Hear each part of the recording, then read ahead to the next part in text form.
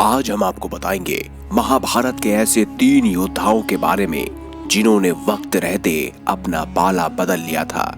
चलिए जानते हैं आखिर कौन थे ये 3 महान योद्धा। आप देख रहे हैं दा भक्ति। अगर अभी तक आपने हमारे चैनल को सब्सक्राइब नहीं किया तो देर किस बात की, चैनल को अवश्य सब्सक्राइब करें और बेल आइकन जरूर दबाएं ताकि ऐसी ही खास लेटेस्ट अपडेटेड वीडियोस आपको जानने और सुनने को मिलती रहे।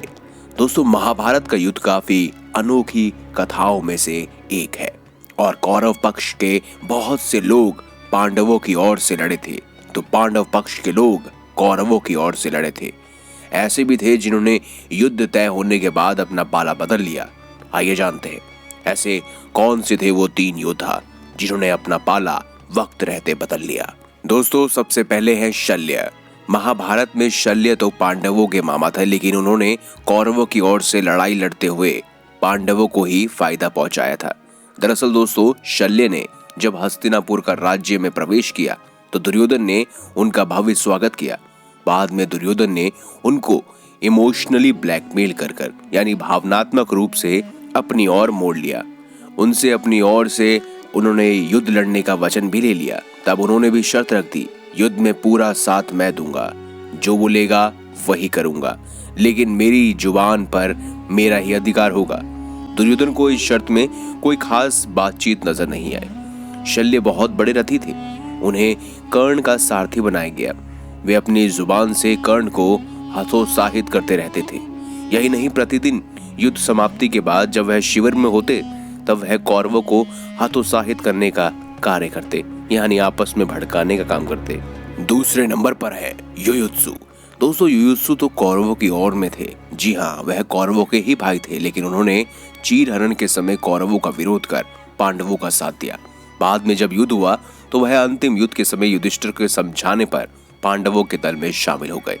अपने खेमे में आने के बाद युधिष्ठिर ने एक विशेष रणनीति के तहत युयुत्सु को सीधे युद्ध के मैदान में नहीं उतारा, बल्कि उनकी योग्यता को देखते हुए उसे योद्धाओं के लिए हथियार और रसद की आपूर्ति व्यवस्था का प्रबंधन देखने के लिए नियुक्त किया गया।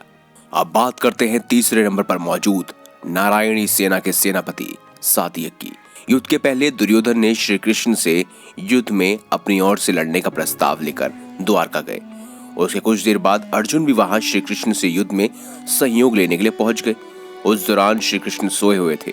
तब दोनों ने उनके जागने का इंतजार किया। जब श्री कृष्ण की आंखें खुली तो उन्होंने सबसे पहले अर्जुन को देखा, क्योंकि वह श्री कृष्ण के चरणों के पास बैठे थे। तब श्री कृष्ण ने अर्जुन को देखकर उन्होंने कुशल क्षेम पूछने के बाद आगमन का कारण पूछा। तब अर्जुन ने कहा, हे वासुदेव, मैं भावी युद्ध के लिए आपसे सहायता लेने आया हूँ। अर्जुन के इतना बोलते ही सिरहाने पर बैठा हुआ दुर्योधन बोल उठा, हे कृष्ण, मैं भी आपसे सहायता लेने आया हूँ। क्योंकि मैं अर्जुन से पहले आया हूँ, इसीलिए सहायता मांगने का अधिकार पहले मेरा है। दुर्योधन के वचन सुनकर भगवान कृष्ण ने घूमकर दुर्योधन को कहा, हे दुर्योधन, मेरी दृष्टि अर्जुन पर पहले पड़ी है और तुम कहते हो कि तुम पहले आए हो। मुझे तुम दोनों की ही सहायता करनी पड़ेगी।